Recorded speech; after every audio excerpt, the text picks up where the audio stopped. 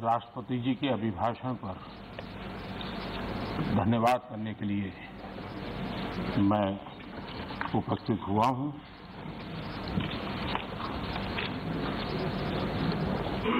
आदरणीय राष्ट्रपति जी ने अपने भाषण में आत्मनिर्भर भारत को लेकर के और आकांक्षी भारत को लेकर के गत दिनों के जो प्रयास हैं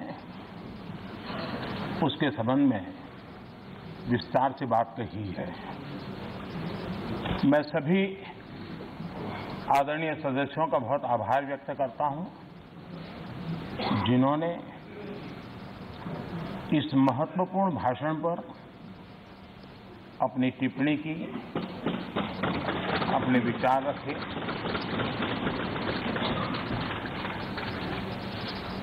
आदरणीय अध्यक्ष जी, मैं अपनी बात बताने से पहले कल जो घटना घटी उसके लिए दो शब्द जरूर कहना चाहूंगा। देश ने आदरणीय लता दीदी को खो दिया। इतने लंबे काल तक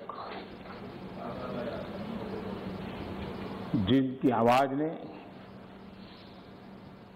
देश को मोहित किया, देश को प्रेरित भी किया, देश को भावनाओं से भर दिया और एक अहर्निश सांस्कृतिक धरोहर को मजबूत करते हुए और देश की एकता को भी करीब करीब 36 भाषाओं में उन्होंने गाया। ये अपने आप में भारत की एकता और अखंडता के लिए भी एक प्रेरक उदाहरण है। मैं आज आदरणीय लता दीदी जी को आदरपूर्वक श्रद्धांजलि देता हूं। आदरणीय अध्यक्ष जी, इतिहास इस बात का गवाह है कि द्वितीय विश्व युद्ध के बाद विश्व में बहुत बड़ा बदलाव आया। एक नया वर्ल्ड ऑर्डर जिसमें हम सब लोग जी रहे हैं। मैं साफ देख रहा हूं कि कोरोना काल के बाद विश्व एक नए वर्ल्ड ऑर्डर की तरफ, नई व्यवस्थाओं की तरफ बहुत तेजी से आगे बढ़ रहा है। एक ऐसा टर्निंग पॉइंट है कि हम लोग एक भारत के रूप में इस अवसर को गंवाना नहीं चाहिए। मेन टेबल पर भारत की आवाज भी बुलंद रहनी चाहिए। भारत ने एक लीडरशिप रोल के लिए अपने आप को कम नहीं आंकना चाहिए और इस परिप्रेक्ष्य में आजादी का अमृत महोत्सव, आजादी के 75 साल अपने आप में एक प्रेरक अवसर है। उस प्रेरक अवसर को लेकर के, नए संकल्पों को लेकर के देश जब आजादी के 100 साल मनाएगा तब तक हम पूरे सामर्थ्य से, पूरी शक्ति से, पूरे समर्पण से, पूरे संकल्प से देश को उस जगह पर लेके पहुंचेंगे। ये संकल्प का समय है। आदरणीय अध्यक्ष जी, बीते वर्षों में देश ने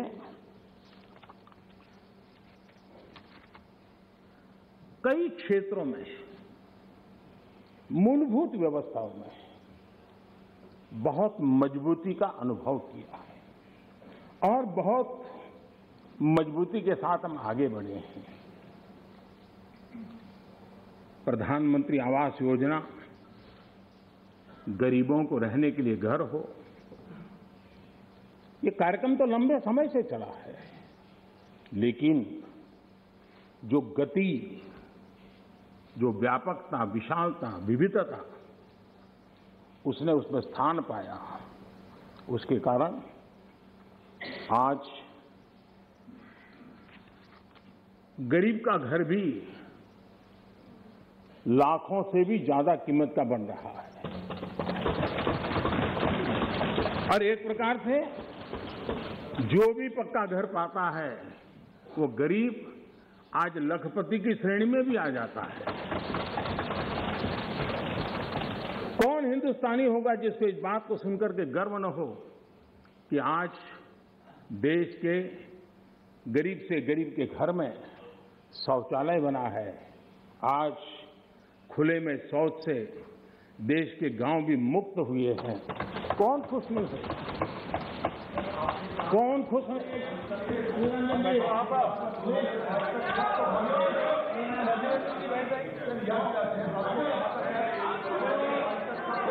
ठीक नहीं है।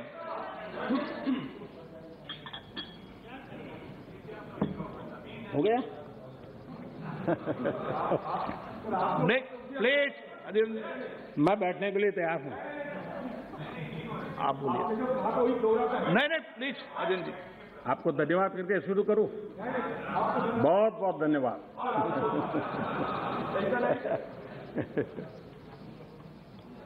आपका प्यार अजरा अमर रहे।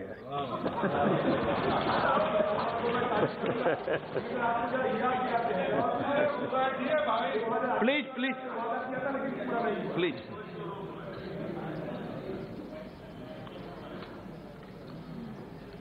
आजादी के इतने सालों के बाद गरीब के घर में भी जब रोशनी होती है तो उसकी खुशियां देश की खुशियों को ताकत देती हैं।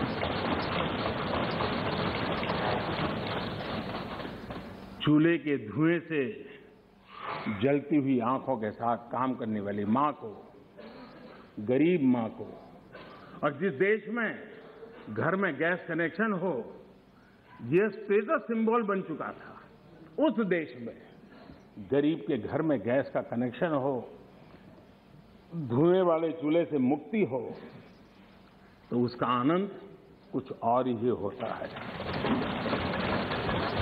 हमारी माताएं बहनें उनका पूरा प्लीज दादा, प्लीज बैठिए।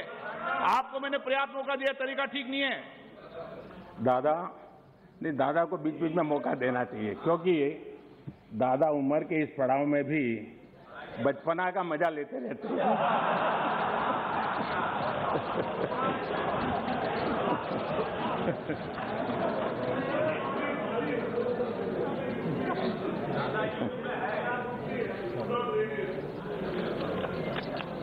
आज गरीब का बैंक में अपना खाता हो,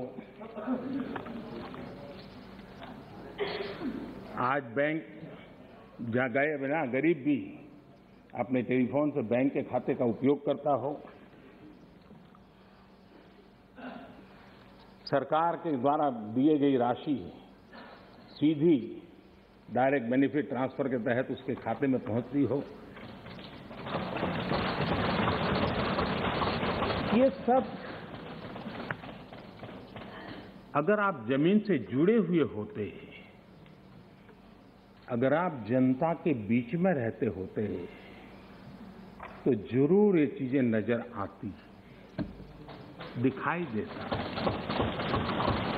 लेकिन दुर्भाग्य ये है कि आप में से बहुत लोग ऐसे हैं जिनके सुई कांटा 2014 में अटका हुआ है और उससे वो बाहर ही निकल नहीं पाते हैं, और उसका नतीजा भी आपको भुगतना पड़ा है। आपने जो अपने आप को एक ऐसी मानसिक अवस्था में बांध के रखा है, देश की जनता आपको पहचान गई है। कुछ लोग पहले पहचान गए, कुछ लोग देर से पहचान रहे, और कुछ लोग आने वाले समय में पहचानने वाले हैं। अब देखिए, आप जब इतना सारा लंबा उपदेश देते हैं तब भूल जाते हैं 50 साल तक कभी आपने भी देश में यहां बैठने का सौभाग्य प्राप्त किया था। और क्या कारण है कि आप सोच नहीं पाते। अब आप देखिए, नागालैंड के लोगों ने आखिरी बार 1998 में कांग्रेस के लिए वोट किया था, करीब 24 साल हो गए। ओडिशा ने 1995 में आपके लिए वोट किया था, सिर्फ 27 साल हो गए, आपको वहां एंट्री नहीं मिली। गोवा में 1994 में पूर्ण बहुमत के साथ आप जीते थे, 28 साल हो गए, गोवा ने आपको स्वीकार नहीं किया। पिछली बार 88 में त्रिपुरा में वहां की जनता ने वोट दिया था, करीब 34 साल पहले त्रिपुरा में। कांग्रेस का हाल है यूपी, बिहार और गुजरात। आखिर में 1985 में 1985 में करीब 37 साल पहले आपके लिए वोट किया था। पिछली बार पश्चिम बंगाल में वहां के लोगों ने 1972 में करीब 50 साल पहले आपको पसंद किया था। तमिलनाडु के लोगों ने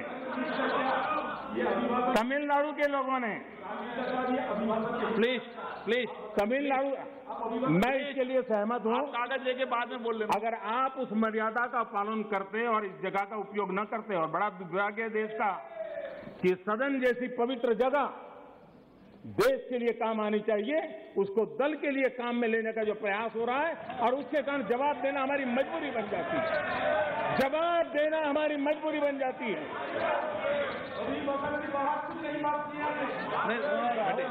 माननीय अध्यक्ष जी, तमिलनाडु आखिर में 1962 में, यानी करीब 60 साल पहले आपको मौका मिला था। तेलंगाना बनाने का श्रेय लेते हैं, लेकिन तेलंगाना बनने के बाद भी वहां की जनता ने आपको स्वीकार नहीं किया। झारखंड का जन्म हुआ, 20 साल हो गए, पूर्ण रूप से कांग्रेस को स्वीकारते नहीं है, पिछले दरवाजे से वो घुसने का प्रयास करते हैं। माननीय अध्यक्ष जी, सवाल चुनाव नतीजों का नहीं है, सवाल उन लोगों की नीयत का है, उनकी नेक दिली का है कि इतने बड़े लोकतंत्र में इतने साल तक शासन में रहने के बाद देश की जनता हमेशा हमेशा के लिए उनको क्यों नकार रही है। और जहां भी ठीक से लोगों ने राह पकड़ ली, दोबारा आपको प्रवेश करने नहीं दिया है। इतना सारा होने के बावजूद भी हम तो एक चुनाव हार जाए ना, महीनों तक न जाने इकोसिस्टम क्या क्या करती है। इतना सारा पराजय होने के बावजूद भी न आपका अहंकार जाता है, न आपकी इकोसिस्टम आपके अहंकार को जाने देती है।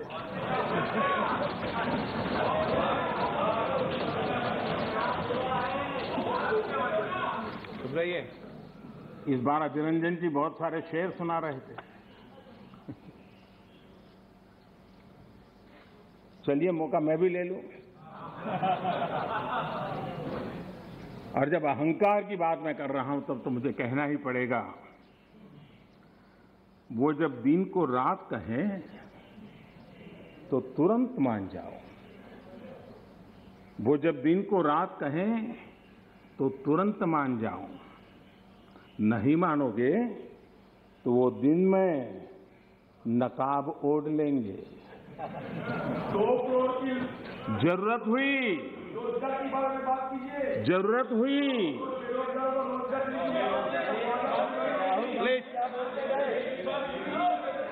आप जरूरत हुई तो हकीकत को थोड़ा बहुत मरोड़ लेंगे।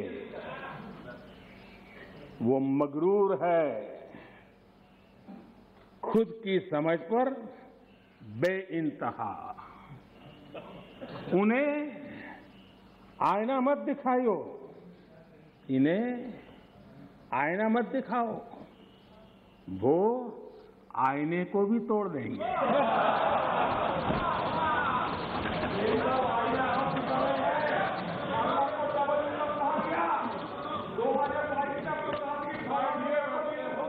Please please please please please.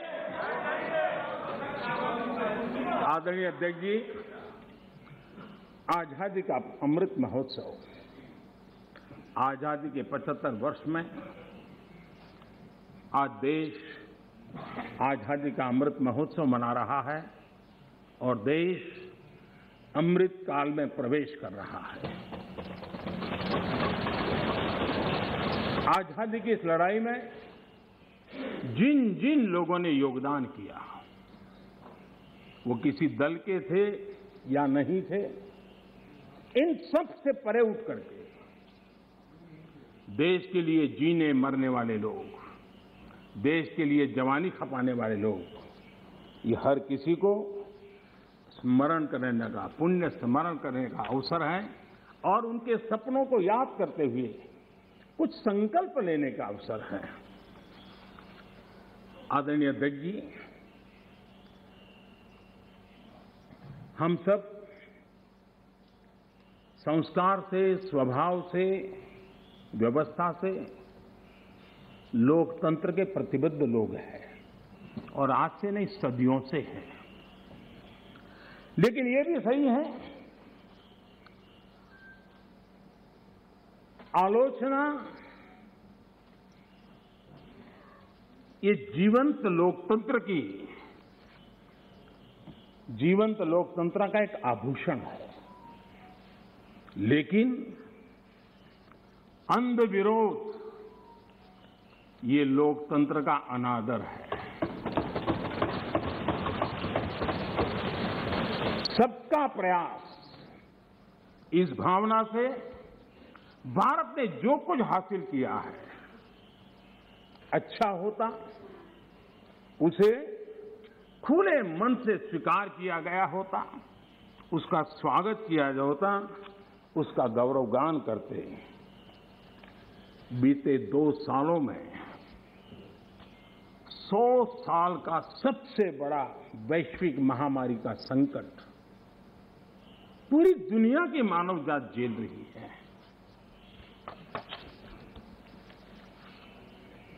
जिन्होंने भारत के अतीत के आधार पर ही भारत को समझने का प्रयास किया, उनको तो आशंका थी, कितना बड़ा विशाल देश, इतनी बड़ी आबादी, इतनी विविधता, ये आदतें, ये स्वभाव, शायद ये भारत इतनी बड़ी लड़ाई नहीं लड़ पाएगा, भारत अपने आप को बचा नहीं पाएगा, यही उनकी सोच थी।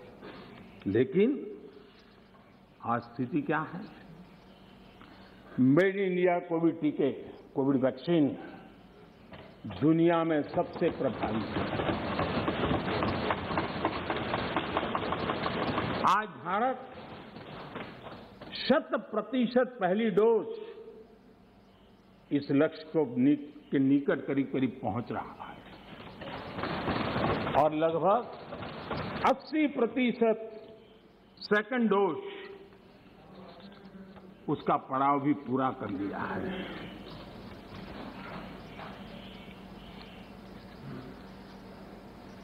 माननीय अध्यक्ष जी, कोरोना एक वैश्विक महामारी थी, लेकिन उसे भी दलगत राजनीति के लिए उपयोग में लाया जाए, क्या ये मानवता के लिए अच्छा है? भारत जैसे, आपको मैं प्लीज प्लीज माननीय अध्यक्ष जी, मैंने अधीर रंजन जी आपको पर्याप्त समय माननीय अध्यक्ष जी,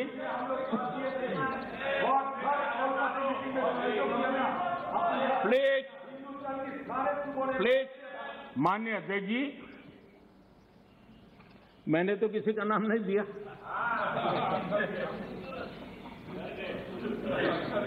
कोई भी टोपी पहन लेने की क्या जरूरत है जी? अरे क्यों? लेकिन जब आप खड़े ही हो गए तो अब मैं नाम दे करके बोलना चाहता हूं। अब आप खड़े ही हो गए हैं तो मैं नाम दे करके बोलना चाहता हूं। इस कोरोना काल में कांग्रेस ने तो हद कर दी।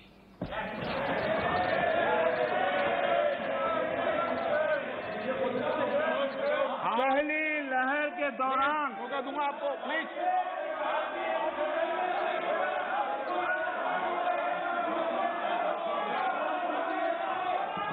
देखिए माननीय सदस्य, प्लीज बैठिए, ये तरीका ठीक नहीं है।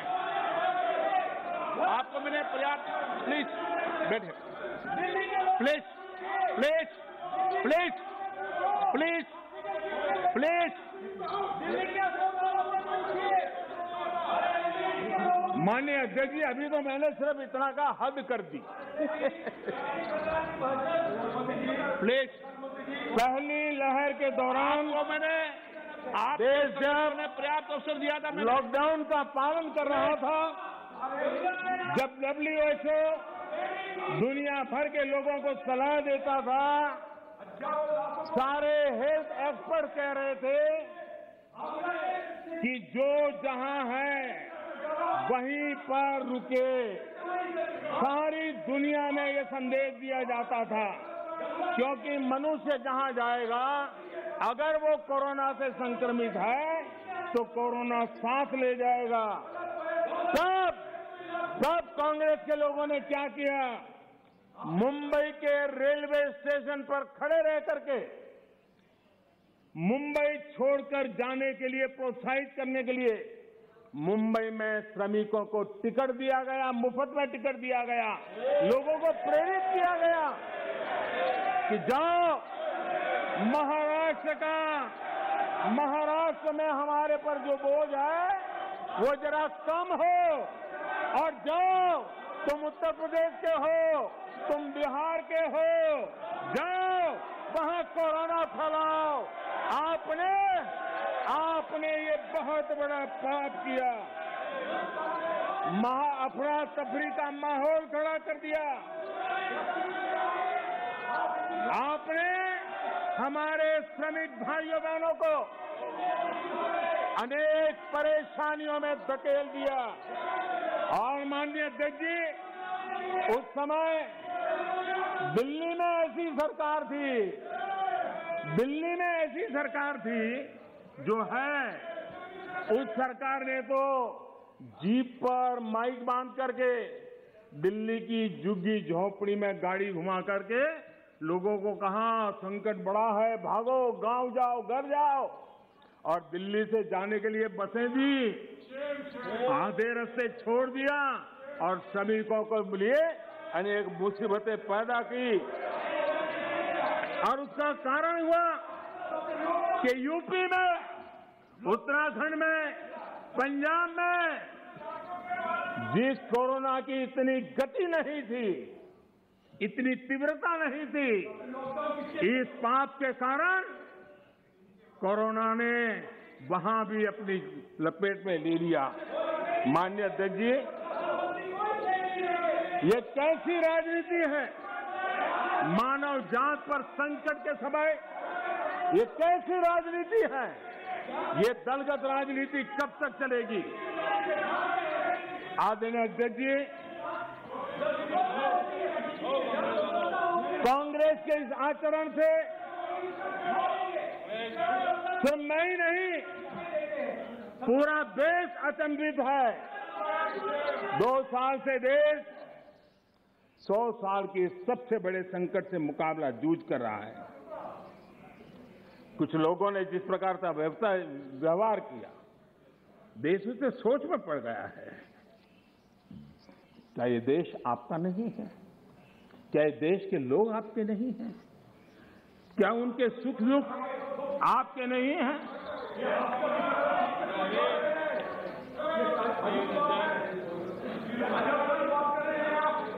इतनी बड़ी संकट आया, कई राजनीतिक दल के नेता जरा आत्मनिरीक्षण करें। कितने राजनीतिक दल के नेता जो जनता के माने हुए नेता अपने आप को मानते हैं, उन्होंने लोगों को रिक्वेस्ट की हो, अपील की हो, भाई कोरोना का एक ऐसा संकट है, वैश्विक महामारी है, आप मास्क पहनो, हाथ धोना रखो, 2 गज की दूरी रखो। कितने नेता हैं? क्या ये बार बार देश की जनता को अगर कहते तो उसमें कोई बीजेपी की सरकार को क्या फायदा होने वाला था? मोदी को क्या फायदा होने वाला था? लेकिन इतने बड़े संकट में भी इतना सा पवित्र काम करने से भी चूक गए। इसलिए माननीय अध्यक्ष जी, कुछ लोग हैं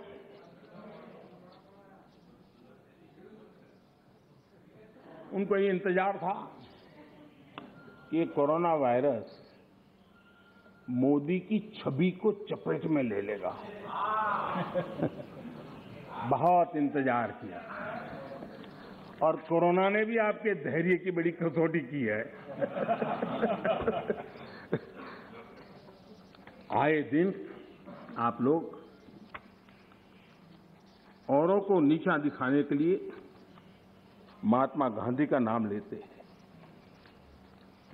महात्मा गांधी की स्वदेशी की बात, इसको बार बार दोहराने में हमें कौन रोकता है? अगर मोदी वोकल फॉर लोकल कहता है, मोदी ने कहा इसलिए शब्दों को छोड़ दो भाई, लेकिन क्या आप नहीं चाहते हैं देश आत्मनिर्भर बने? जिस महात्मा गांधी के आदर्शों की बात करते हैं, तब भारत में इस अभियान को ताकत देने में, जुड़ने में आपका क्या जाता था? उसका नेतृत्व आप लीजिए। महात्मा गांधी जी के स्वदेश के निर्णय को आगे बढ़ाइए, देश का भला होगा। और हो सकता है हाँ,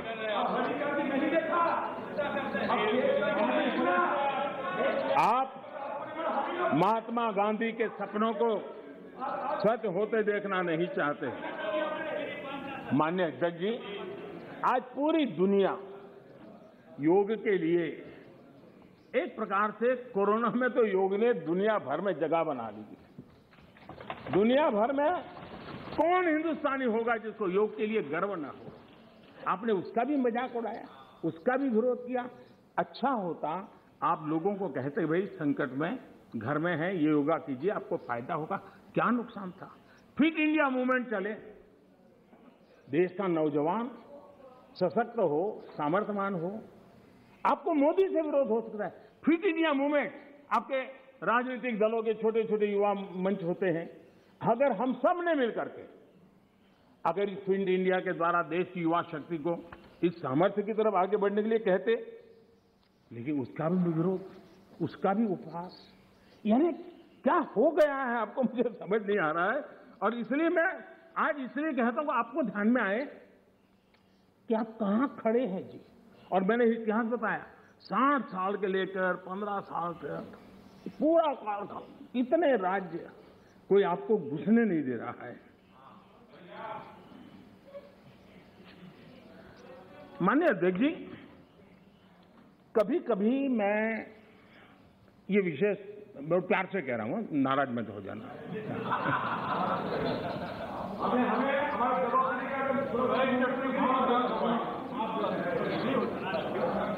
मुझे कभी कभी माननीय अध्यक्ष जी ये विचार आता है, उनके बयानों से, उनके कार्यक्रमों से, उनके कर्तृत्व से, जिस प्रकार से आप बोलते हैं, जिस प्रकार से मुद्दों से जुड़ते हैं, ऐसा लगता है कि आपने मन बना लिया है कि 100 साल तक सत्ता में नहीं आना है।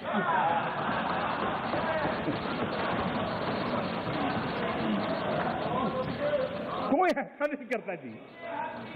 थोड़ी सी भी आशा होती, थोड़ा सा भी लगता हाँ यार देश की जनता फिर से फुलहार करेगी, तो ऐसा नहीं करते। और इसलिए खैर अब आपने ही तय कर लिया 100 साल के लिए, तो फिर मैंने भी तैयारी कर ली है।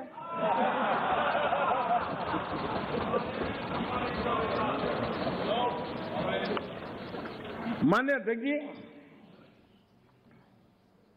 ये सदन इस बात का साक्षी है कि कोरोना वैश्विक महामारी से जो बनी स्थितियां, जो स्थितियां उत्पन्न हुई, उसको निपटने के लिए भारत ने जो भी रणनीति बनाई, उसको लेकर के डे 1 से क्या क्या नहीं कहा गया, किसने क्या बोला, आज वो खुद देखेंगे तो उनको हैरानी हो जाए कि ऐसा कैसे बुलवा लिया, किसने बुलवा लिया, पता नहीं क्या बोल दिए हम लोग। दुनिया के और लोगों से बड़ी बड़ी कॉन्फ्रेंस करके ऐसी बातें बुलवाई गई ताकि पूरे विश्व में भारत बदनाम हो। खुद को टिके रहने के लिए आर्थिक आयोजन को भारत कैसे चल रहा है, माय गॉड क्या कुछ कहा गया, बड़े बड़े पंडितों ने क्या क्या कहा, पूरी आपकी इकोसिस्टम लग गई थी। हम जो भी समझते थे, भगवान ने जो समझ दी थी, लेकिन समझ से ज्यादा समर्पण बहुत बड़ा था जी।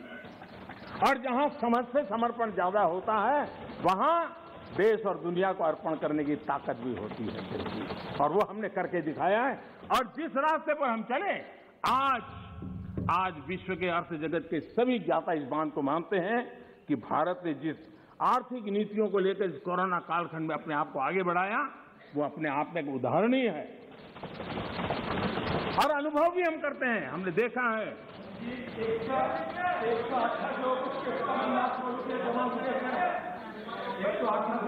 मान्य जी, भारत आज दुनिया की, मान्य जी, भारत आज दुनिया की जो बड़ी इकोनॉमीज है, उसमें सबसे तेजी से विकसित हो रही बड़ी अर्थव्यवस्था है। माननीय अध्यक्ष जी, इस कोरोना कालखंड में भी हमारे किसानों ने रिकॉर्ड पैदावार की, सरकार ने रिकॉर्ड खरीदी की। दुनिया के अनेक देशों में जहां खाने का संकट पैदा हुआ, और आपको पता होगा 100 साल पहले जो आपदा आई थी, उसके जो रिपोर्ट है उसमें ये बात कही गई है कि बीमारी से मरने वालों की जैसी तादाद है, वैसी भूख से मरने वालों की भी बड़ी तादाद है। उस समय के 100 साल पहले की रिपोर्ट में है। इस देश ने किसी को भूख से मरने नहीं दिया। 80 करोड़ से अधिक देशवासियों को मुफ्त राशन उपलब्ध कराया, और आज भी करा रहे हैं। माननीय अध्यक्ष जी, हमारा total export historically highest record पर है, और ये कोरोना काल में है। कृषि एक्सपोर्ट ऐतिहासिक रूप से टॉप पर पहुंचा है। सॉफ्टवेयर एक्सपोर्ट नई ऊंचाई तरफ बढ़ रहा है। मोबाइल फोन एक्सपोर्ट अभूतपूर्व वृद्धि हुई है। डिफेंस एक्सपोर्ट, कईयों को परेशानी हो रही है। ये आत्मनिर्भर भारत का कमाल है कि आज देश डिफेंस एक्सपोर्ट में भी अपनी पहचान बना रहा है। एफडीआई और एफपीआई, माननीय अध्यक्ष जी,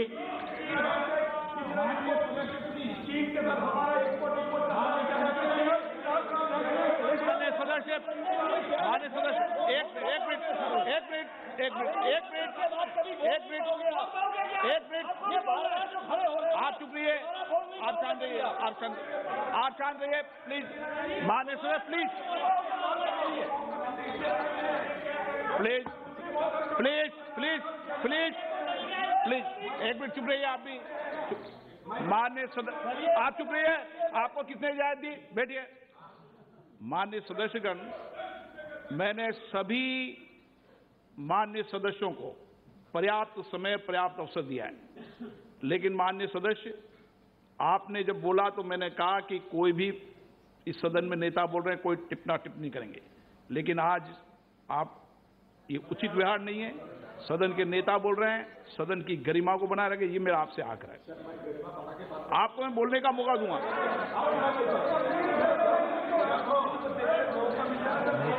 ठीक है, आप बैठिए, आपको मौका नहीं दिया मैंने।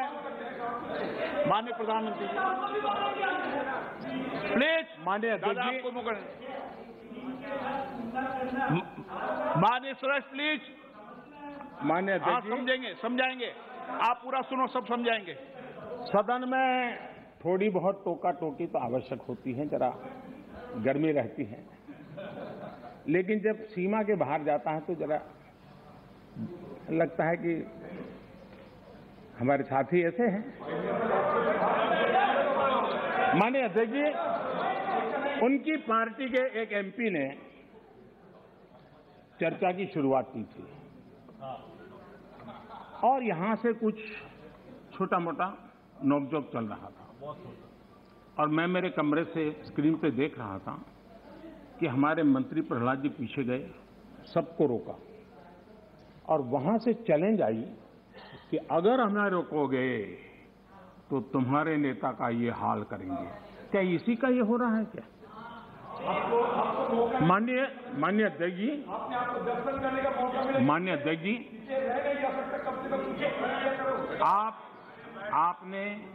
आपको अब हर एक को अपना सीआर सुधारने की कोशिश तो करनी चाहिए और मैं मानता हूं जितना किया है उससे आपका सीआर ठीक हो गया है। जिन लोगों को रजिस्टर करना है, आपके इस पराक्रम को कर लिया है जी, ज्यादा क्यों कर रहे हो? इस सत्र में तो कोई आपको नहीं निकालेगा, विश्वास करो।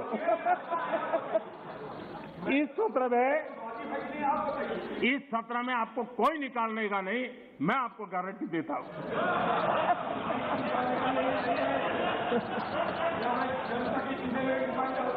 ठीक है, इस जगह से अरे भाई ऐसे ही बच गए हो।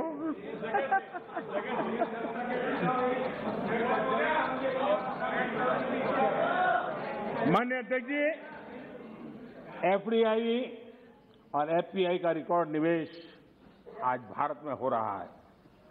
रिन्यूएबल एनर्जी के क्षेत्र में आज हिंदुस्तान दुनिया के टॉप 5 कंट्रीज में है।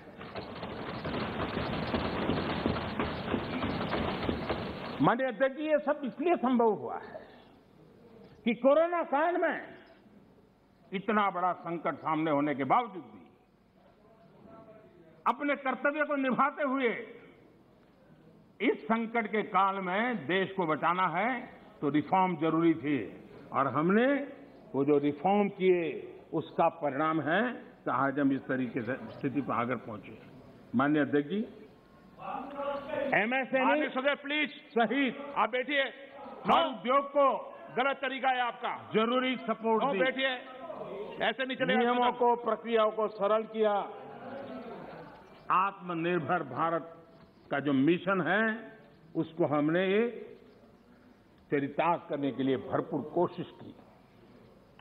ये सारी उपलब्धियां ऐसे हालत में देश ने हासिल की हैं जब अंतर्राष्ट्रीय स्तर पर आर्थिक जगत में बहुत बड़ी उथल पाथल आज भी चल रही है। सप्लाई चेन पूरी तरह चरमरा गई है।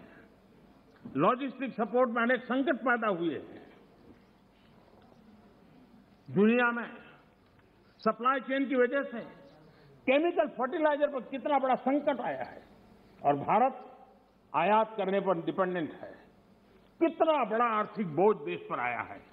पूरी विश्व में हालत पैदा हुई है, लेकिन भारत ने किसानों को इस पीड़ा झेलने के लिए मजबूर नहीं किया। भारत ने वो सारा बोझ देश ने अपने कंधों पर उठाया और किसान को ट्रांसफर नहीं होने दिया है। भारत ने फर्टिलाइजर की सप्लाई को भी निरंतर जारी रखा है। कोरोना के संकट काल में भारत ने अपनी खेती को, अपने छोटे किसानों को संकट से बाहर निकालने के लिए बड़े फैसले लिए। मैं कभी कभी सोचता हूं, जो लोग जड़ों से कटे हुए लोग हैं, 2-2, 4-4 पीढ़ी से महलों में बैठने की आदत हो गई है, वो देश के छोटे किसानों की क्या समस्या है वो समझ ही नहीं पाए। उनके अगल बगल में जिन किसानों की उनकी पहुंच थी, उससे आगे देख नहीं पाए हैं। और मैं कभी ऐसे लोगों को पूछना चाहता हूं कि छोटे किसानों के प्रति आपकी इतनी नफरत क्यों है? क्या आप छोटे किसानों के कल्याण के लिए आप रोड़े अटकाते रहते हो? छोटे किसानों को इस संकट में डालते हो। माननीय अध्यक्ष जी, अगर गरीबी से मुक्ति चाहिए तो हमें हमारे छोटे किसानों को मजबूत बनाना होगा। ग्रामीण अर्थव्यवस्था को मजबूत बनाना है तो हमारे छोटे किसानों को मजबूत बनाना होगा। अगर हमारा छोटा किसान मजबूत होता है, छोटी सी जमीन होगी, 2 हेक्टेयर की भूमि होगी, तो भी उसको आधुनिक करने का वो प्रयास करेगा, नया सीखने का प्रयास करेगा, और उसकी ताकत आएगी तो देश की अर्थरचना को भी ताकत मिलेगी। और इसलिए आधुनिकता के लिए छोटे किसानों की तरफ ध्यान देने का हमारा प्रयास है। लेकिन छोटे किसानों के प्रति जिन लोगों के मन में नफरत है, जिन्होंने छोटे किसानों के दुख दर्द नहीं जाना है, उनको किसानों के नाम पर अपनी राजनीति करने का कोई हक नहीं बनता है। माननीय अध्यक्ष जी, इस बात को हमें समझना होगा, सैकड़ों वर्षों का गुलामी कालखंड, उसकी जो मानसिकता है वो आजादी के 75 साल के बाद भी कुछ लोग बदल नहीं पाए। ये गुलामी की मानसिकता किसी भी राष्ट्र की प्रगति के लिए बहुत बड़ा संकट होती है। लेकिन माननीय अध्यक्ष जी, आज देश का मैं एक चित्र देखता हूं, एक ऐसा समुदाय, एक ऐसा वर्ग है, आज भी वो गुलामी की मानसिकता में जीता है। आज भी 19वीं सदी के काम, उस सोच, उसी में जकड़ा हुआ है। और 20वीं सदी के जो कानून है, वही कानून उसको कानून लगते हैं। माननीय अध्यक्ष जी, गुलामी की मानसिकता, इन 19वीं सदी का रहन सहन, 20वीं सदी के कानून 21वीं सदी की आकांक्षाएं पूरी नहीं कर सकते। 21वीं सदी के अनुकूल हमें बदलाव बहुत जरूरी है। माननीय अध्यक्ष जी, जिस बदलाव को हमने अस्वीकार किया, उसका परिणाम क्या है? फ्रेट कॉरिडोर, इतने मनोमंथन के बाद, कई वर्षों तक उसके बाद योजना बनी, 2006 में प्लानिंग, 2006 से 2014 तक का उसका हाल देखिए। 2014 के बाद उसकी तेजी आई। यूपी में सरयू नहर परियोजना 70 के दशक में शुरू हुई, 70 दशक में, और उसकी लागत 100 गुना बढ़ गई। हमारे आने के बाद हमने उस काम को पूरा किया। कि कैसी सोच है, क्या तरीके हैं? यूपी का अर्जुन डैम परियोजना 2009 में शुरू हुई, 2017 तक 1/3 खर्चा हुआ। हमने इतने कम समय में उसको पूर्ण कर दिया। अगर कांग्रेस के पास इतनी सत्ता थी, इतने सालों तक सत्ता थी, तो 4 धाम को वो ऑल वेदर सड़कों में परिवर्तित कर सकते थे, जोड़ सकते थे, लेकिन नहीं किया। वाटरवे, सारी दुनिया वाटरवे का समर्थन है। हमारा ही देश था कि हमने वाटरवे को नकार दिया। आज हमारी सरकार को वाटरवे पे काम करना रहा है। पुराने अप्रोच से गोरखपुर के कारखाना बंद होता था, हमारे अप्रोच से गोरखपुर का फर्टिलाइजर का कारखाना शुरू होता है। माननीय अध्यक्ष जी,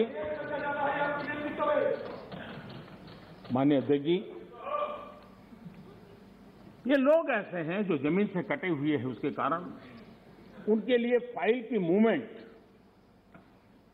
फाइल में सिग्नेचर करके कौन अगला मुलाकात आएगा उसी के इंतजार में जो रहते हैं, आपके लिए फाइल सब कुछ है, हमारे लिए 130 करोड़ देशवासियों का लाइफ महत्वपूर्ण है। आप फाइल में खोए रहे, हम लाइफ बदलने के लिए जी जान से जुटे हुए लोग। आज उसी का परिणाम है प्रधानमंत्री गति शक्ति मास्टर प्लान।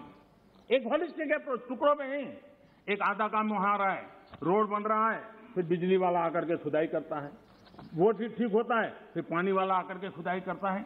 उस सारी समस्याओं से बाहर आकर के हमने डिस्ट्रिक्ट लेवल तक गति शक्ति मास्टर प्लान की दिशा में हम काम कर रहे हैं।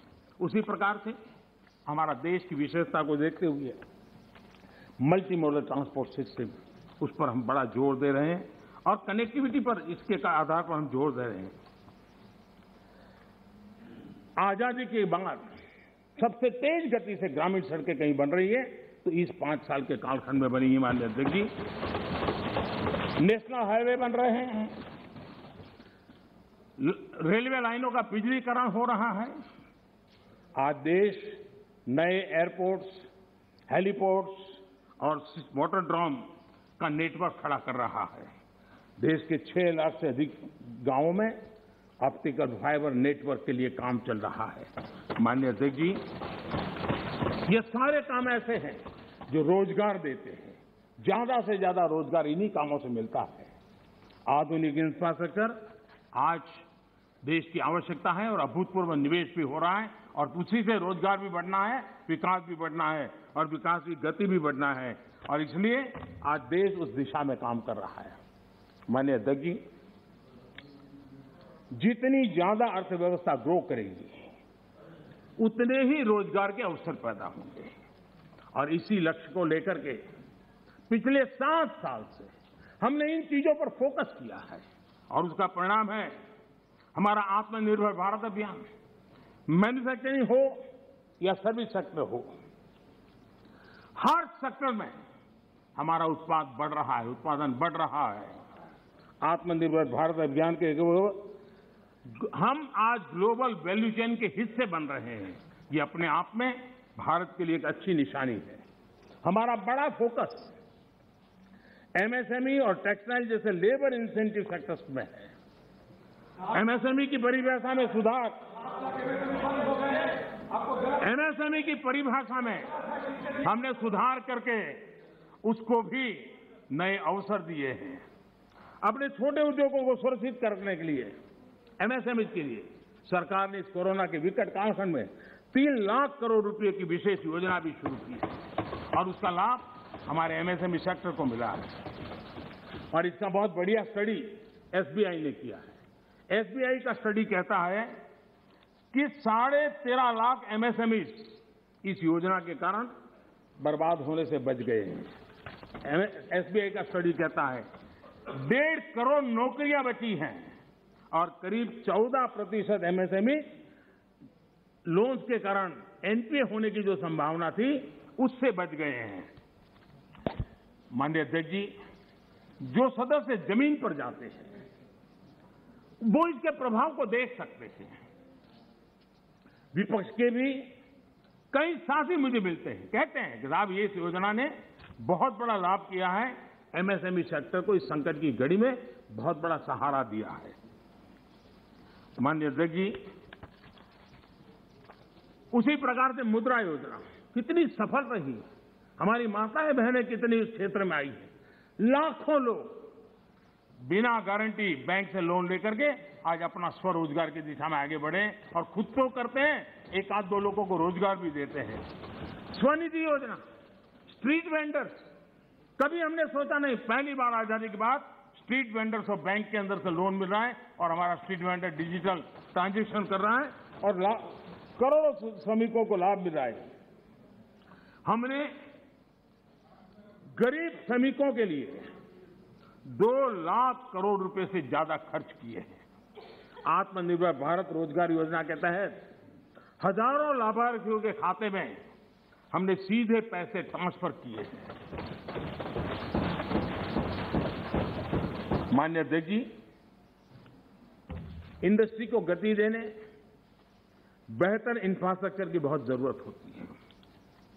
पीएम गति शक्ति नेशनल प्लान, मास्टर प्लान, ये हमारे लॉजिस्टिक कॉस्ट को बहुत कम करेगा और उसके कारण देश में भी माल सस्ते में पहुंच पाएगा और एक्सपोर्ट करने वाले लोग भी दुनिया के साथ में कंपटीशन कर पाएंगे और इसलिए पीएम गति शक्ति प्लान आने वाले दिनों में बहुत लाभकारक होने वाला है। माननीय अध्यक्ष जी, सरकार ने एक और बड़ा काम किया है। नए क्षेत्रों को, एंटरप्रेन्योर्स को, उसके लिए हमने ओपन कर दिया है। आत्मनिर्भर भारत योजना के तहत स्पेस, डिफेंस, ड्रोन्स, माइनिंग को प्राइवेट सेक्टर को आज देश के विकास में भागीदार बनने के लिए हमने निमंत्रित किया है।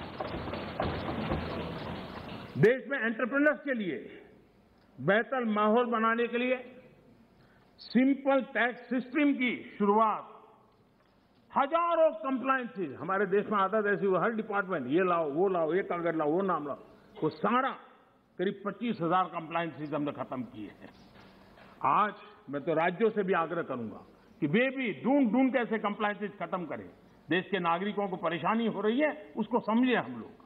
आज देश में इस प्रकार के बैरियर्स हटाए जा रहे हैं। डोमेस्टिक इंडस्ट्री को लेवल प्ले फील्ड देने के लिए एक के बाद एक कदम हम उठाते जा रहे हैं। माननीय अध्यक्ष जी, आज देश उस पुरानी अवधारणा से बाहर निकल रहा है। हमारे देश में सोच बन गई कि सरकार ही भाग्य विधाता है, तुम्हें सरकार पर ही निर्भर रहना पड़ेगा, तुम्हारी आशा अपेक्षाएं कोई पूरी नहीं कर सकता है, सरकार ही करेगी, सब कुछ सरकार देगी। ये हम लोगों ने इतना ईगो पाल के रखा था और उसके कारण देश के सामर्थ्य को भी चोट पहुंची है। और इसलिए सामान्य युवा के सपने, युवा कौशल, उसके रास्ते हम नए सिरे से सोचना शुरू किया। सब कुछ सरकार करती है ऐसा नहीं है, देशवासियों की ताकत अनेक गुना ज्यादा होती है। वो सामर्थ्य के साथ अगर संकल्प के साथ जुड़ जाते हैं तो परिणाम मिलता है। आप देखिए 2014 के पहले हमारे देश में सिर्फ 500 स्टार्टअप थे।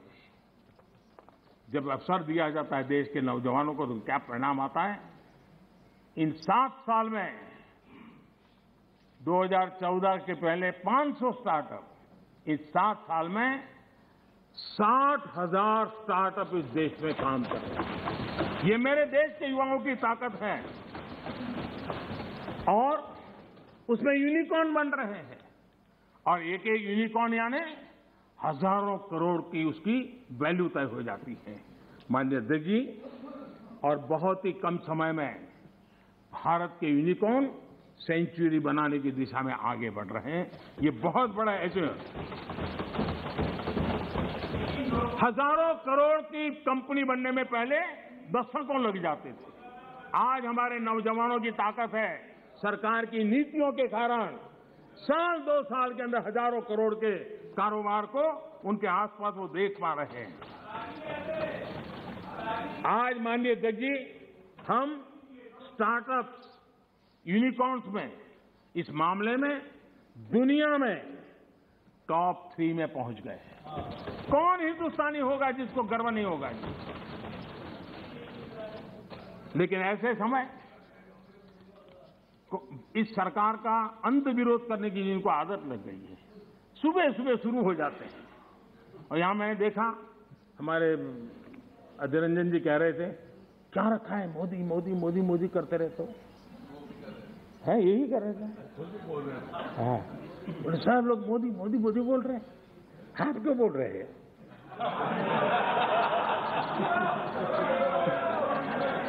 आप लोग सुबह होते ही शुरू हो जाते हैं। एक पल आप लोग एक पल मोदी के बिना नहीं बिता सकते। अरे मोदी तो आपकी प्राण शक्ति है। मोदी जी प्रधानमंत्री इसलिए मोदी जी का नाम तो करना ही पड़ेगा।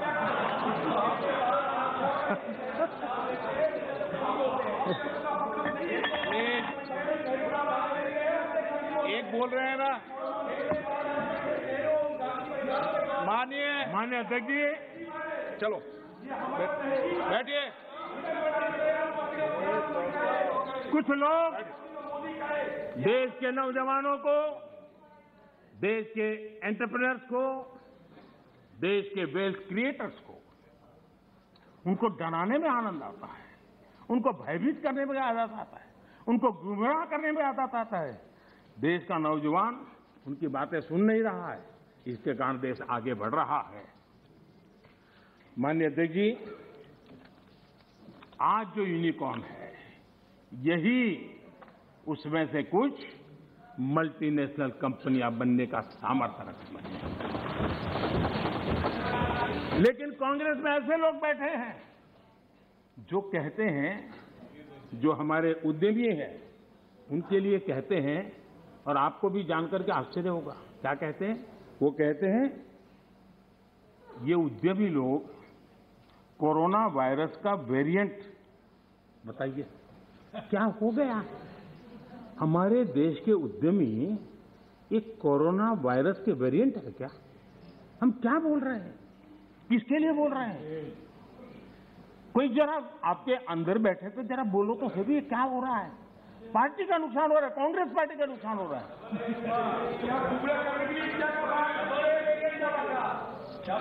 माननीय अध्यक्ष जी, जो इतिहास के जो लोग इतिहास से सबक नहीं लेते हैं, वो इतिहास में खो जाते हैं।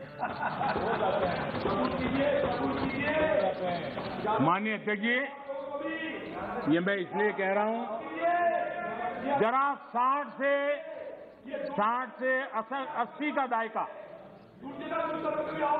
60 से 80 का दायका, उनके सभी प्रमुख लोग उसमें आ जाते हैं जो देश का नेतृत्व करते थे। उस कालखंड की बात कर रहा हूं। 60 से 80 के दशक में क्या नैरेटिव होता था? कांग्रेस के ही सत्ता साथी,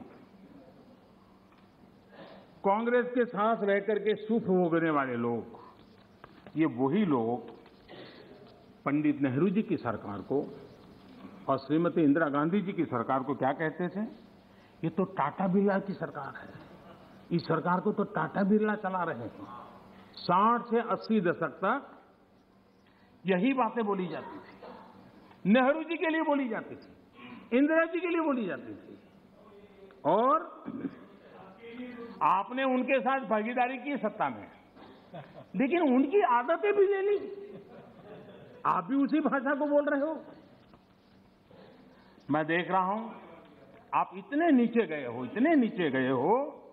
हां, मुझे लगता है कि आज पंचिंग बैग बदल गया है, लेकिन आपकी आदत नहीं बदली है। मुझे विश्वास है यही लोग सदन में कहने की हिम्मत करते थे, बाहर तो बोलते ही थे, जहां मौका मिले चुप नहीं रहते थे। वो कहते हैं मेक इन इंडिया हो ही नहीं सकता है। बताओ, इसमें आनंद आ रहा है? कोई ऐसा हिंदुस्तान के लिए सोच सकता है क्या कि मेक इन इंडिया हो ही नहीं सकता? अरे भाई, आपको तकलीफ होगी, हम आकर के करेंगे, ठीक है, ऐसा बोलो। देश को क्यों गाली देते हो जी? देश के खिलाफ क्यों बोलते हो? मेक इन इंडिया हो नहीं सकता। मेक इन इंडिया का मजाक उड़ाया गया, और आज देश की युवा शक्ति ने, देश के एंटरप्रेन्योर ने करके दिखाया है। आप मजाक के विषय बन गए हो।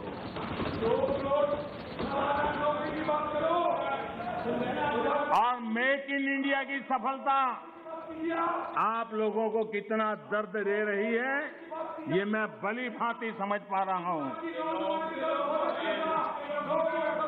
माननीय अध्यक्ष जी, मेक इन इंडिया से कुछ लोगों को तकलीफ इस बात के लिए है क्योंकि मेक इन इंडिया का मतलब है कमीशन के रास्ते बंद। मेक इन इंडिया का मतलब है भ्रष्टाचार के रास्ते बंद। मेक इन इंडिया का मतलब है तिजोरी भरने के रास्ते बंद। और इसलिए मेक इन इंडिया का ही विरोध करो। भारत के लोगों के सामर्थ्य को नजरअंदाज करने का पाप, देश के लघु उद्यमियों के सामर्थ्य का अपमान, देश के युवाओं का अपमान, देश की इनोवेटिव क्षमता का अपमान। माननीय अध्यक्ष जी, देश में इस प्रकार का नकारात्मकता का, निराशा का वातावरण, खुद निराश हैं, खुद सफल नहीं हो पा रहे हैं, इसलिए देश को असफल होने करने के जो खेल चल रहे हैं उसके खिलाफ देश का नौजवान बहुत जाग चुका है, जागरूक हो चुका है। माननीय अध्यक्ष जी, पहले जो सरकार चलाते थे और जिन्होंने 50 साल तक देश की सरकारें चलाई, मेक इन इंडिया को लेकर उनका क्या रवैया था? सिर्फ डिफेंस सेक्टर को हम देखें तो सारी बातें समझ आती थी, वो क्या करते थे, कैसे करते थे, क्यों करते थे, किसके लिए करते थे। पहले सालों में क्या होता था, नए इक्विपमेंट खरीदने के लिए प्रोसेस चलती थी, सालों तक चलती थी, और जब फाइनल निर्णय होता था तब वो चीज पुरानी हो जाती थी।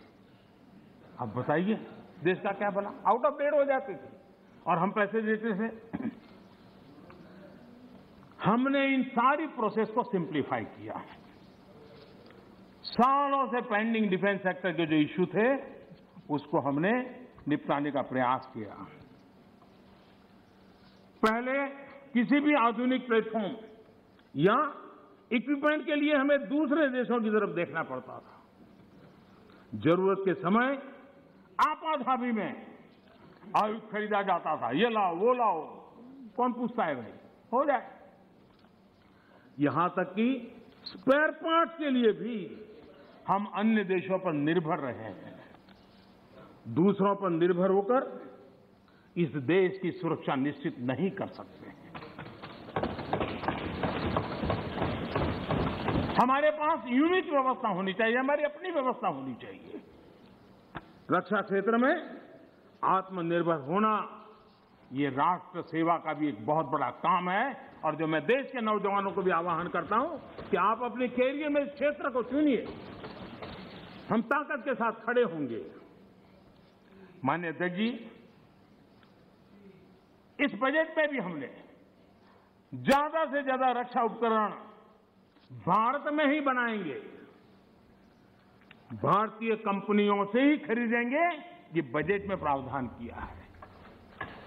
बाहर से लाने के रास्तों बंद करने की दिशा में हम कदम बढ़ाए।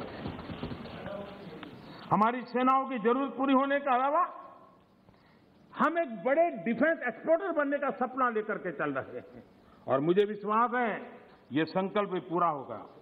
मैं जानता हूं कि रक्षा सौदों में कितनी बड़ी ताकतें पहले अच्छों को खरीद लेती थी। ऐसी ताकतों को मोदी ने चुनौती दी और इसलिए मोदी पर उनकी नाराजगी नहीं, गुस्सा होना भी बहुत स्वाभाविक है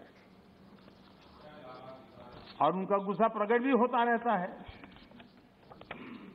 माननीय अध्यक्ष जी,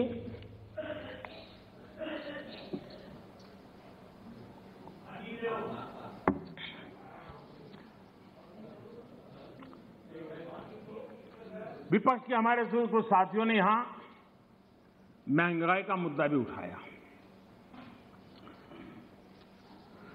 अच्छा लगता, देश का भी भला होता अगर आपकी ये चिंता तब भी होती जब कांग्रेस के नेतृत्व में यूपीए की सरकार थी। ये दर्द उस समय भी होना चाहिए था। आप शायद भूल गए हैं, मैं जरा आपको याद दिलाना चाहता हूं। कांग्रेस सरकार के आखिरी 5 सालों में लगभग पूरे कार्यकाल में देश को डबल डिजिट महंगाई की मार झेलनी पड़ी थी। हमारे आने से पहले ये स्थिति थी। कांग्रेस की नीतियां ऐसी थी कि सरकार खुद मानने लगी थी कि महंगाई उसके नियंत्रण से बाहर है। 2011 में तत्कालीन वित्त मंत्री जी ने लोगों से बेशर्मी के साथ कह दिया था कि महंगाई कम करने के लिए किसी अलादीन के जादू की उम्मीद न करें। ये आपके नेताओं की असंवेदनशीलता।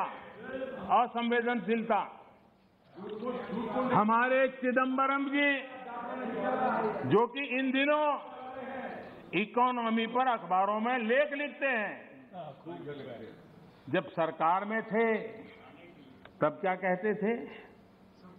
उस समय के नेता क्या कह रहे थे आपके? वो कहते थे 2012 में उन्होंने कहा था कि लोगों को 15 रुपये की पानी की बोतल और 20 रुपये की आइसक्रीम खरीदने में तकलीफ नहीं होती, लेकिन गेहूं चावल पर 1 रुपया बढ़ जाए तो बर्दाश्त नहीं के होता।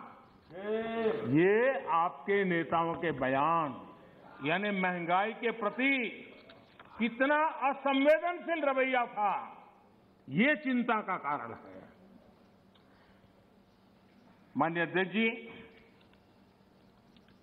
महंगाई देश के सामान्य मानवी से सीधा जुड़ा हुआ मुद्दा है और हमारी सरकार ने, एनडीए सरकार ने पहले दिन से सतर्क और संवेदनशील रह करके इस मसले को बारीकाई से हैंडल करने का प्रयास किया है और इसलिए हमारी सरकार महंगाई नियंत्रण को अपनी वित्तीय पॉलिसी का प्राथमिक लक्ष्य बनाया हमने। माननीय अध्यक्ष जी,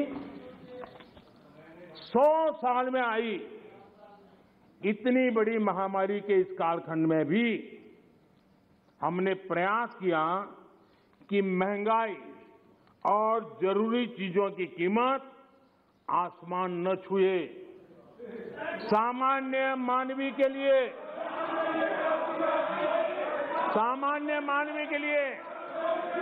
दादा, आपके काम की बात है। अरे आपके काम की बात है, मजा लो रहे हैं।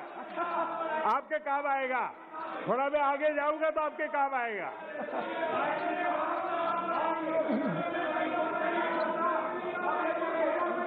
माननीय अध्यक्ष जी, महंगाई और जरूरी चीजों की कीमत आसमान न छुए।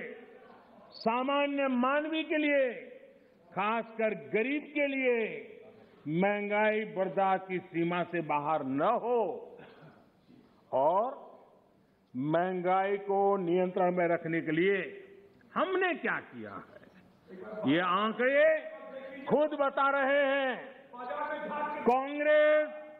कांग्रेस के जहां महंगाई दर डबल डिजिट में थी, 10% से ज्यादा थी, वहीं 2014 से 2020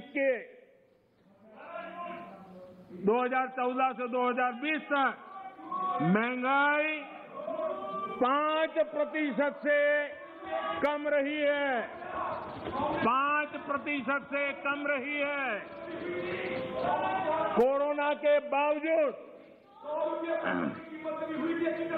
आपको मैं बोलने देना चाहता हूं तो कि आगे आपकी मजा होने वाली है। जरा इंतजार करो, आ रहा हूं। कोरोना के बावजूद इस साल महंगाई 5.2% रही है और उसमें भी फूड इन्फ्लेशन 3% से कम रही है। आप अपने समय में वैश्विक परिस्थितियों की दुहाई देकर पल्ला झाड़ लेते थे। वैसे महंगाई पर कांग्रेस के राज में पंडित नेहरू जी ने लाल किले से क्या कहा, वो जरा आपको मैं बताना चाहता हूं। पंडित नेहरू देश के पहले प्रधानमंत्री लाल किले से बोल रहे हैं। देखिए, आपकी इच्छा रहती है ना, मैं पंडित जी का नाम नहीं बोलता हूं, आज मैं बार बार बोलने वाला हूं। आज तो नेहरू जी ही नेहरू जी।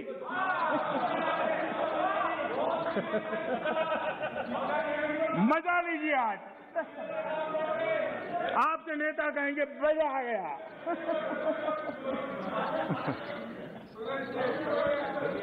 माननीय अध्यक्ष जी, पंडित नेहरू जी ने लाल किले पर से कहा था,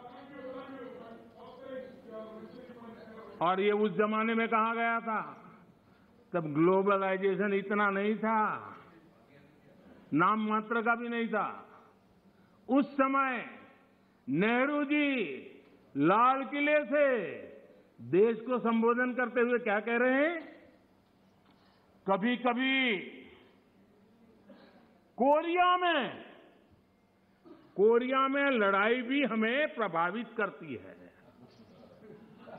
इसके चलते वस्तुओं की कीमतें बढ़ जाती है।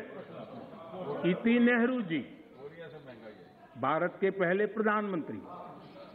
कभी कभी कोरिया में लड़ाई भी हमें प्रभावित करती है, इसके चलते वस्तुओं की कीमतें बढ़ जाती हैं और यह हमारे नियंत्रण से भी बाहर हो जाती है। देश के सामने देश का पहला प्रधानमंत्री हाथ ऊपर कर देता है, हाथ ऊपर कर देता है। आगे क्या कहते हैं, देखो जी, आपके काम की बात है। आगे कहते हैं, पंडित नेहरू जी आगे कहते हैं,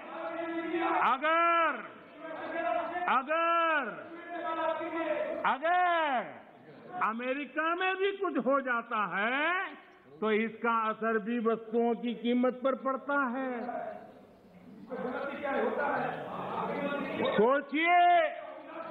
सोचिए तब महंगाई की समस्या कितनी गंभीर थी कि नेहरू जी को लाल किले से देश के सामने हाथ ऊपर करने पड़े थे। नेहरू जी तब कहा था, माननीय अध्यक्ष जी, अगर कांग्रेस सरकार 8 सप्ताह में होती, क्या देश का नसीब है? देश बच गया।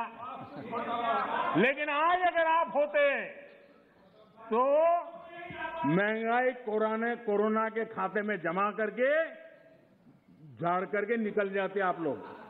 लेकिन हम बड़ी संवेदनशीलता के साथ इस समस्या को महत्वपूर्ण समझ करके उसके समाधान के लिए पूरी ताकत से काम कर रहे हैं।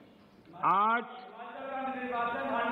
दुनिया में अमेरिका और OECD जैसे देशों में, अमेरिका और OECD देशों में महंगाई 7% है, करीब 7%।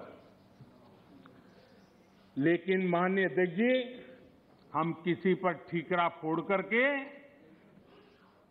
भाग जाने वालों में से नहीं है। हम ईमानदारी से प्रयास करने वालों में लोग हैं, जिम्मेवारी के साथ देशवासियों के साथ खड़े रहने वाले लोग हैं।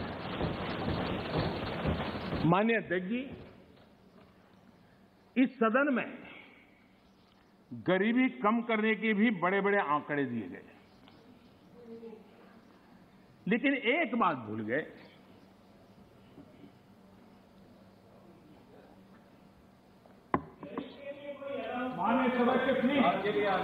इस देश का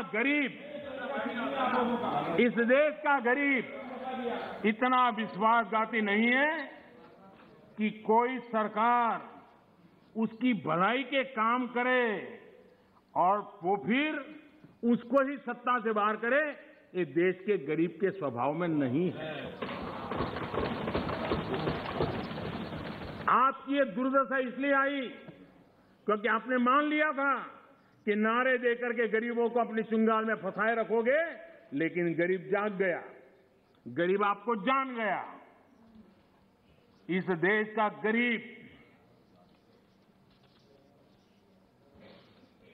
इतना जागरूक है कि आपको 44 सीटों पर समेट दिया, 44 सीट पे लाकर के रोक दिया।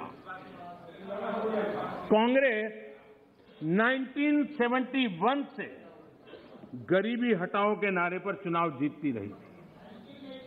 40 साल बाद गरीबी तो हटी नहीं, लेकिन कांग्रेस सरकार ने नई परिभाषा दे दी।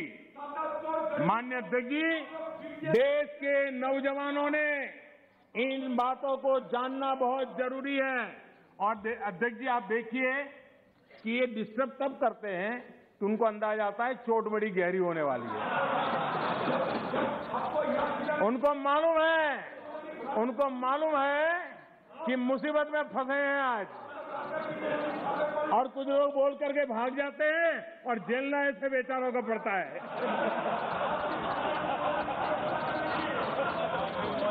माननीय अध्यक्ष जी, 40 साल बाद कांग्रेस गरीबी तो नहीं हटी, लेकिन गरीबों ने कांग्रेस को हटा दिया। और कांग्रेस ने क्या किया?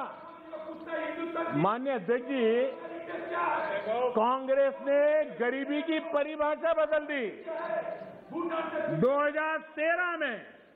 2013 में एक ही झटके में उन्होंने कागज पे कमाल करके 17 करोड़ गरीब लोगों को अमीर बना दिया। ये कैसे हुआ? इसकी सच्चाई देश के युवाओं को पता होना चाहिए। मैं आपको उदाहरण देता हूं। आपको मालूम है, हमारे देश में पहले रेलवे में first class, second class, third class होता था। जो फर्स्ट क्लास होता था, एक लाइन लिखी रहती थी दरवाजे के बाजीगर में, सेकंड क्लास में 2 लिखी रहती थी, थर्ड क्लास में 3। इनको लगा ये थर्ड क्लास वाला जरा मैसेज ठीक नहीं है, तो उन्होंने एक लाइन निकाल दी। ये इनके तरीके ऐसे ही हैं, और उनको लगता है कि वो गरीबी हट गई, और उन्होंने सारे उसके बेसिक नॉर्म्स बदल करके कह दिया 17 करोड़ गरीब नहीं गिने जाएंगे। इस प्रकार से आंकड़े बदलने का काम वो करते रहे हैं। माननीय अध्यक्ष जी,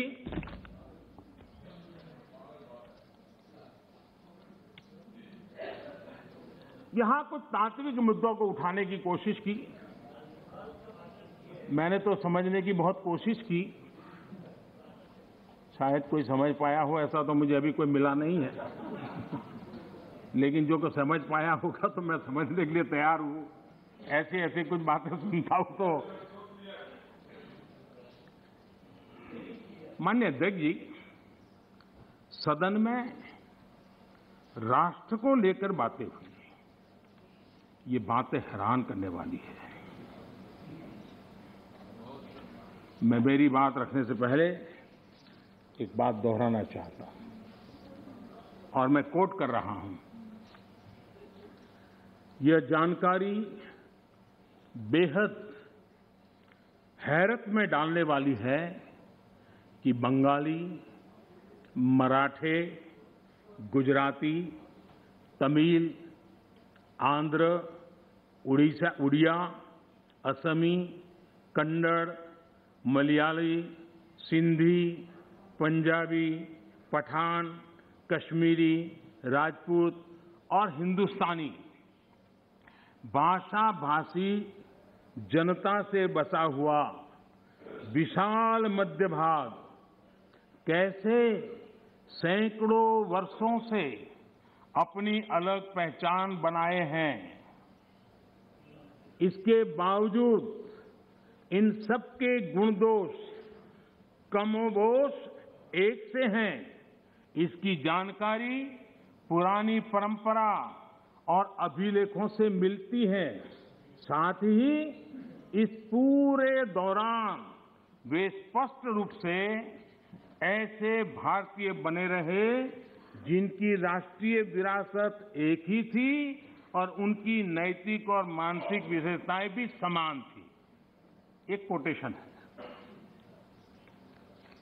अध्यक्ष महोदय, हम भारतीयों की इस विशेषता को बताते हुए इस कोटेशन में दो शब्द गौर करने वाले हैं, राष्ट्रीय विरासत। और ये कोट पंडित नेहरू जी का है। ये बात कही थी नेहरू जी ने और अपनी किताब भारत की खोज में है। हमारी राष्ट्रीय विरासत एक है, हमारे नैतिक और मानसिक विशेषताएं एक है। क्या बिना राष्ट्र के ये संभव है? इस सदन का ये कहकर भी अपमान किया गया कि हमारे संविधान में राष्ट्र शब्द नहीं आता।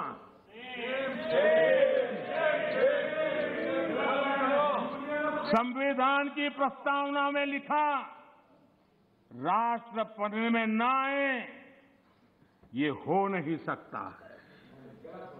कांग्रेस ये अपमान क्यों कर रही है, मैं इस पर विस्तार से अपनी बात रखूंगा। माननीय अध्यक्ष जी,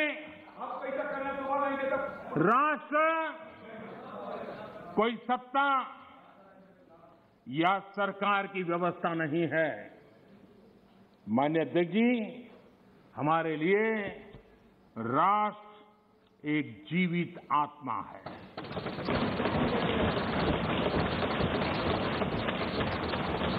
और इससे हजारों साल से देशवासी जुड़े हुए हैं और जूझते रहे हैं। हमारे यहां विष्णु पुराण में कहा गया है, ये किसी भाजपा वाले ने नहीं लिखा है, विष्णु पुराण में कहा गया है, उत्तरम यत् समुद्रस्य हिमाद्रश्चैव दक्षिणम वर्ष तद भारतम नाम भारती यत्र संतति ही। यानी समुद्र के उत्तर में और हिमालय के दक्षिण में जो देश है उसे भारत कहते हैं तथा उनकी संतानों को भारती कहते हैं। विष्णु पुराण का ये श्लोक अगर कांग्रेस के लोगों को स्वीकार्य नहीं है तो मैं एक और कोट इस्तेमाल करूंगा, क्योंकि कुछ चीजों से आपको एलर्जी हो सकती है।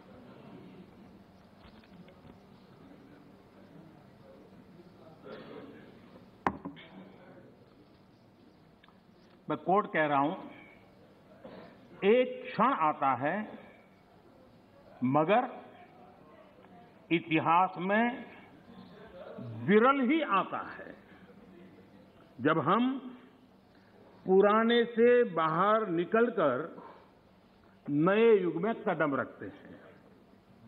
जब एक युग समाप्त हो जाता है, जब एक देश की लंबे समय से दबी हुई आत्मा मुक्त होती है। ये भी नेहरू जी के ही बोल है। आखिर किस नेशन की बात नेहरू जी कर रहे थे जी? ये नेहरू जी कह रहे हैं। और माननीय अध्यक्ष जी, यहां तमिल सेंटिमेंट को आग लगाने की भारी कोशिश की गई। राजनीति के लिए कांग्रेस की जो परंपरा अंग्रेजों के विरासत में आई दिखती है, तोड़ो तोड़ो तोड़ो और राज करो, तोड़ो और राज करो, बांटो और राज करो। लेकिन मैं आज तमिल भाषा के महाकवि, माननीय अध्यक्ष जी, तमिल भाषा के महाकवि और स्वतंत्र सेनानी आदरणीय सुब्रमण्यम भारती ने जो लिखा था, मैं यहां दोहराना चाहता हूं। तमिल भाषी लोग मुझे क्षमा करें, मेरे उच्चारों में कोई गलती हो तो, लेकिन मेरा आदर और मेरी भावना में कोई कमी नहीं है। सुब्रमण्यम भारती जी ने कहा था, मन्नुम इमय मलय एंगल मलय, पन्नरुम उपनित नुलेंगल नुले पार मिसे ऐधोरु नुल इधु पोले पोन निलोर भारत नांडेगल नाडे पोड रुवोम इकते इमक किलेडे। इसका भावार्थ जो उपलब्ध है वो इस तरह का है।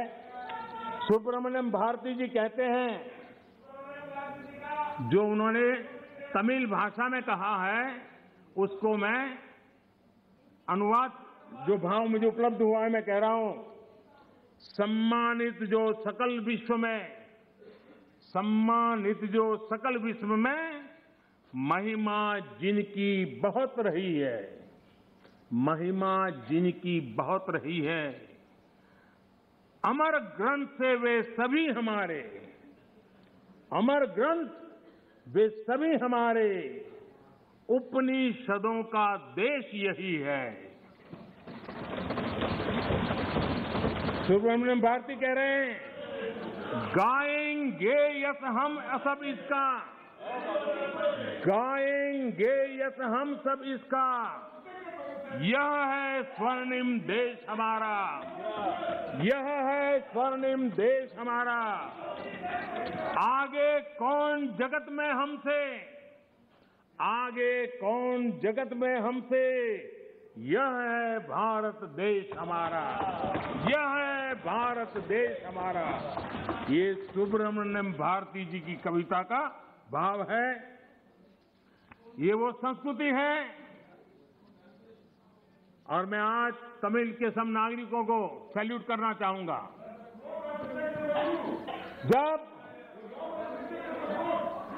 जब हमारे सीडीएस रावत दक्षिण में हेलीकॉप्टर के अकस्मात में उनका निधन हुआ और जब उनका बॉडी तमिलनाडु में हवाई अड्डे की तरफ ले जाने के लिए रास्ते पर गुजर रहा था, मेरे तमिल भाई, मेरी तमिल बहनें लाखों की संख्या में घंटों तक कतार में खड़ी रही थी रोड पर, कोई सूचना नहीं, संदेश नहीं, इंतजार करते खड़ी रही थी। और जब सीडीएस रावत का बॉडी वहां से निकल रहा था, तब हर तमिलवासी गौरव के साथ हाथ ऊपर कर करके आंख में आंसू के साथ कहता था, वीर वणक्कम, वीर वणक्कम, वीर वणक्कम, ये मेरा देश है।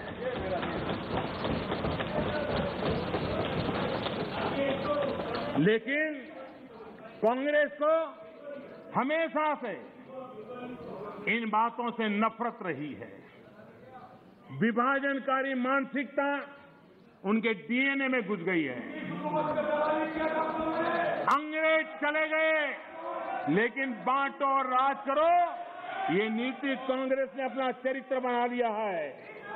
और इसलिए ही आज कांग्रेस टुकड़े टुकड़े गैंग की लीडर बन गई है।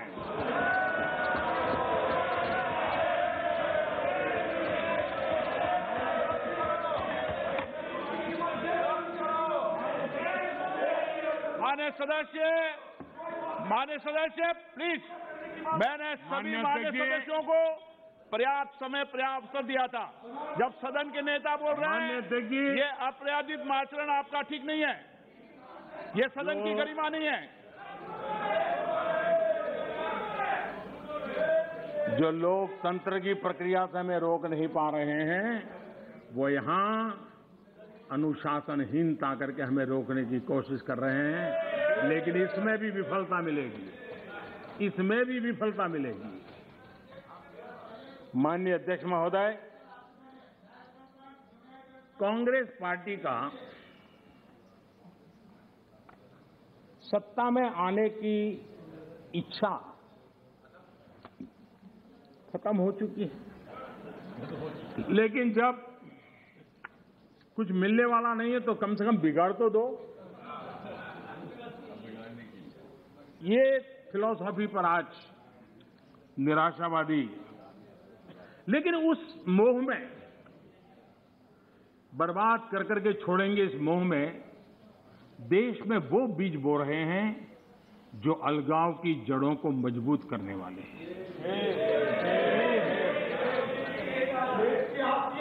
सदन में ऐसी बातें हुई कि जिसमें देश के कुछ लोगों को उकसाने का भरपूर प्रयास किया गया। अगर पिछले 7 साल से कांग्रेस के हर कारनामे, हर गतिविधि उसको बारीकी से देखेंगे तो हर चीज को अगर धागे में बांध करके देखेंगे तो इनका गेम प्लान क्या है वो बिल्कुल समझ में आता है, और वो ही मैं आज उनका खुला कर रहा हूं। माननीय अध्यक्ष जी, आपका गेम प्लान कोई भी हो,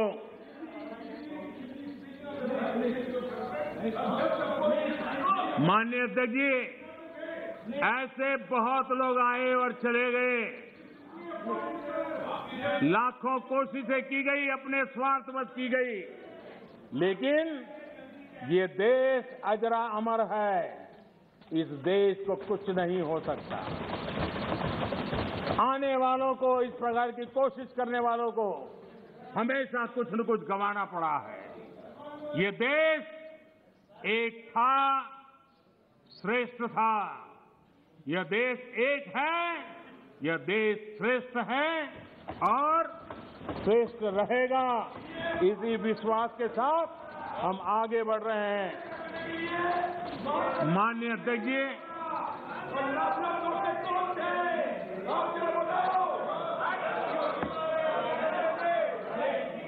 माननीय अध्यक्ष जी, माननीय अध्यक्ष जी, यहां कर्तव्यों की बात करने पर भी ऐतराज जताया गया है। उससे भी कुछ लोगों को पीड़ा हुई है कि देश का प्रधानमंत्री कर्तव्य की बात क्यों करता है। कर्तव्य की चर्चा हो रही है। किसी बात को समझ के अभाव से या बद इरादे से विकृति से घर देना, विवाद खड़ा कर देना ताकि खुद लाइमलाइट में रहे। मैं हैरान हूं, अचानक कांग्रेस को अब कर्तव्य की बात चुभने लगी है। आप लोग, अजय रंजन जी, आप बैठिए। अरे आपकी जिंदगी बोलते रहना है, आपका वही काम है। माननीय अध्यक्ष जी,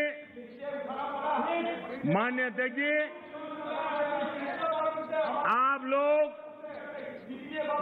माननीय अध्यक्ष जी, आप लोग कहते रहते हैं कि मोदी जी नेहरू जी का नाम नहीं लेते हैं। तो आज मैं आपकी मुराद बराबर पूरी कर रहा हूं, आपकी प्यास बुझा रहा हूं। देखिए, कर्तव्यों के संबंध में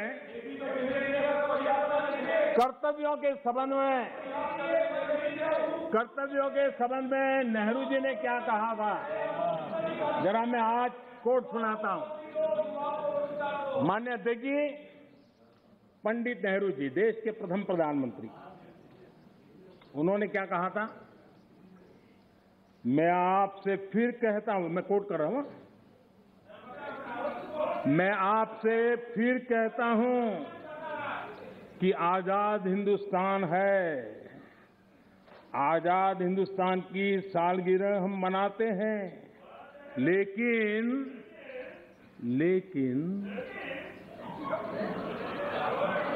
आ गया समझ?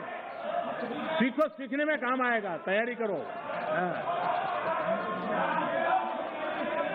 लेकिन आजादी के साथ जिम्मेदारी होती है, और कर्तव्य को ही दूसरे शब्दों में जिम्मेदारी कहते हैं। इसलिए कोई समझ ना हो तो मैं समझा दूं, कर्तव्य को दूसरे शब्दों में जिम्मेदारी कहते हैं।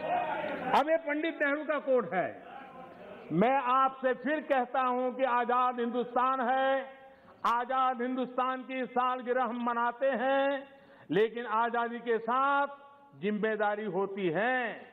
जिम्मेदारी, कर्तव्य खाली हुकूमत की नहीं, जिम्मेदारी हर एक आजाद शख्स की होती है।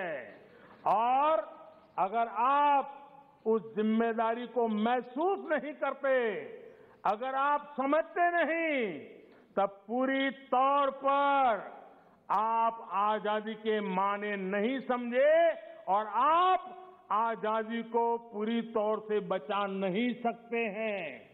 ये कर्तव्य के लिए देश के प्रथम प्रधानमंत्री पंडित नेहरू जी ने कहा था, लेकिन आप उसको भी भूल गए, आप उसको भी भूल गए। माननीय अध्यक्ष जी, मैं सदन का ज्यादा समय लेना नहीं चाहता हूं, अब वो भी थक गए हैं। माननीय अध्यक्ष जी,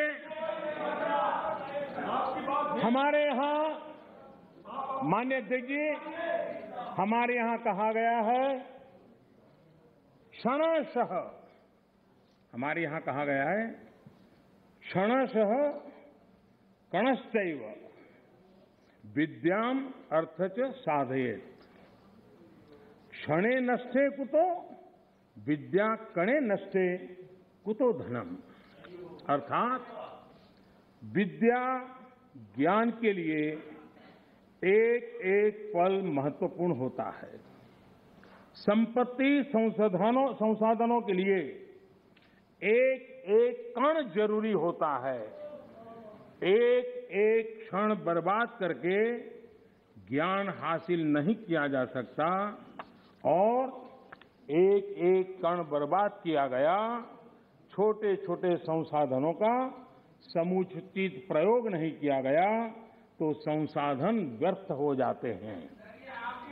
मैं कांग्रेस और उसके सहयोगियों से कहूंगा, आप ये मंथन जरूर कीजिए कि कहीं आप इतिहास के इस महत्वपूर्ण अहम क्षण को नष्ट तो नहीं कर रहे हैं।